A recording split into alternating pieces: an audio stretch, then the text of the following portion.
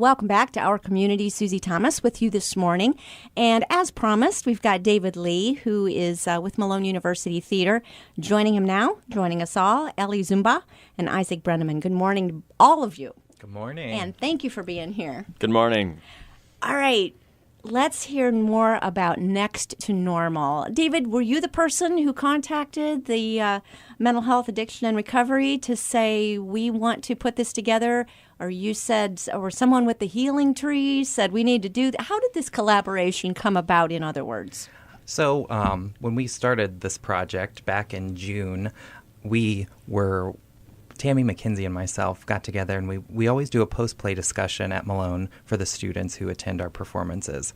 And we got together and we decided, how awesome would it be if we could incorporate community collaboration with us, mental health, addiction and recovery, anything that had to do with mental health, and how we could become advocates on our campus, as well as the people that come from outside of the community to our performances, and what that would look like. So Tammy McKenzie and myself got together and really started looking on who could be our partners and who would be willing to be our partners. So that's really how it all got started back in June on collaborating with our community. What was it about this issue that was so compelling to you as a student? Well, I think it's there's stigma about mental illness, and we need to break that stigma, and we need to be a voice. And theater really mirrors what our society is going through. So I think it's a great outlet, this production. And I think we need to be serving to our community and be agents of truth. And this production really does that.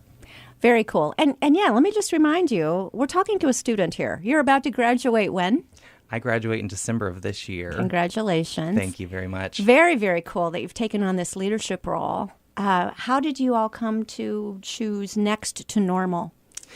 So, great question. We were actually in New York City last January. The APO Honorary Society at Malone for Theater took a trip, and we saw a show called Dear Evan Hansen, which really dealt with letting people know that you're not alone in any situation. And I immediately went back into my toolbox and thought, there's a great production called Next to Normal, and I think it's a great opportunity for us to talk about you're not alone, and really dealt with mental illness, addiction, which our community has been dealing with. And I thought, wow, I think this would be something great for college students to see, and also our community to know that there's support out there, and we're here to be an advocate for them. David, are you from this community? Are you a transplant? What brought you to Malone in the first place? I am originally from Canton South. I went to Canton South High School, so I'm local. Malone, it's a small Christian school, and I knew I needed a small school to flourish. And, the Christian aspect of the school is really what drove me there. So I bought a home in Perry Township, so I'm still here. Awesome. I'm still in the neighborhood. That's very, very awesome. All right, Ellie and Isaac, two, I am guessing, actors in the production. Do I have that right? Yes, that's us. Okay, who do you play? I play Diana Goodman. I play the mother of the family and also the woman who is diagnosed and dealing with bipolar disorder. Okay, and Isaac, who are you in it? I play Dan Goodman, Diana's husband. Yes, that's me. We don't want to let too many cats out of the bag, but what can you tell us about the play? And first of all, very serious subject matter, but we're talking about a musical. So, okay, that's the incongruity of that is kind of, I think, really interesting. So, what can you tell us about the play, first of all, without giving too much away? Well, the musical is definitely The story. How much of the story are we allowed to know ahead of time? Well, I think it's interesting the way that the story, everyone has their own kind of issues that they're dealing with. The play does center around Diana's illness, but throughout the course of the story, you see the way that other characters deal with their own struggles in life, and the way that that is just overlapped. Sure, that everybody's got their stuff. Yes. As Diana's husband, how does her husband respond and react? Is he a supportive type, or does he grow into that, or is that a wait and see? Well, it's partially wait and see, but also he's very supportive, almost to the point where it's destructive for him and for their relationship, which is maybe getting a little ahead of myself. But Okay, no, that's interesting. All right.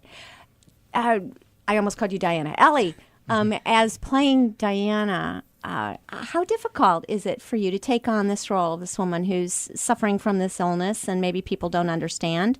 It might be easier if she had some other type of physical ailment that was more visible. Diana is actually one of the hardest roles I've ever taken on, just because not only is she a character that is older than myself, but she is struggling from this mental illness that a lot of people can't see. On the outside, she looks like a confident mother. She looks like she knows what she's doing, but on the inside, she's kind of falling apart.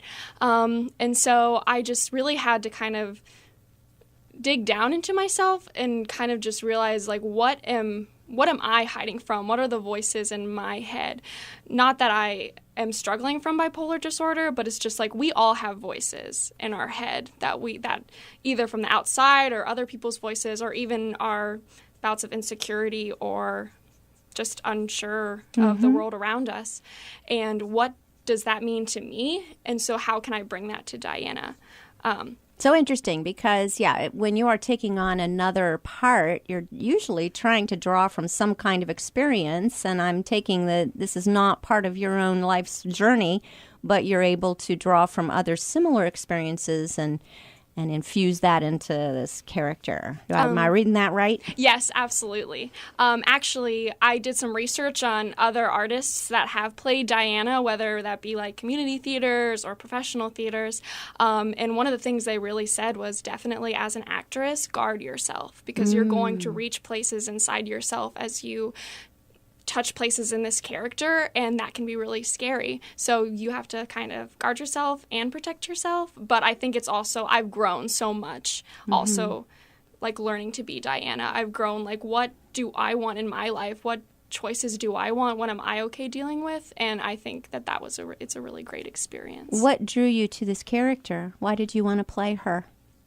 I didn't necessarily want to play Diana. I knew I wanted to be a part of this story. And David said, you're going to play Diana. And you went, thanks a bunch. I was really excited. Oh, okay. Like, I was almost nervous. I was like, I don't know if I am ready to do this. But I think, like, I took the challenge and I'm ready to just kind of see what I can bring to it. So I'm excited. How about you, Isaac? What made you interested in playing the husband of someone going through this? Well, I think a lot of the times I've found myself in my relationships to be someone who tends to be more supportive. And I think that's something that I identified with.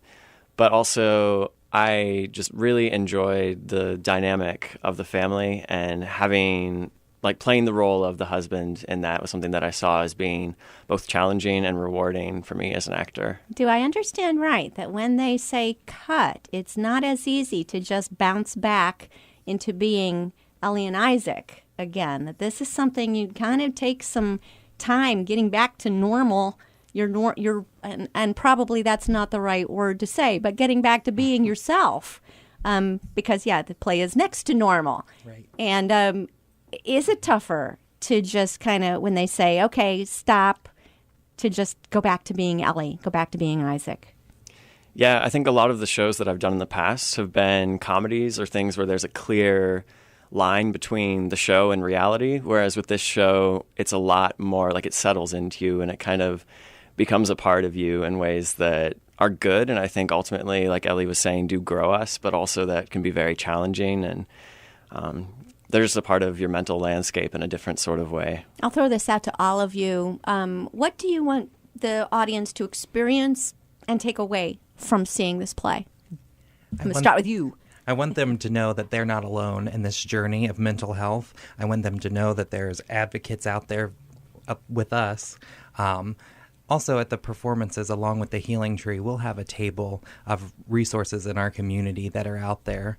So our partners, Stark Mental Health Addiction Recovery, Coleman, just to name a few, ComQuest, all of their information and what services they offer are going to be available for the people that come to see the production. So I hope their takeaway is I'm not alone. It's okay if I seek help. And we're here to break the stigma that surrounds mental illness.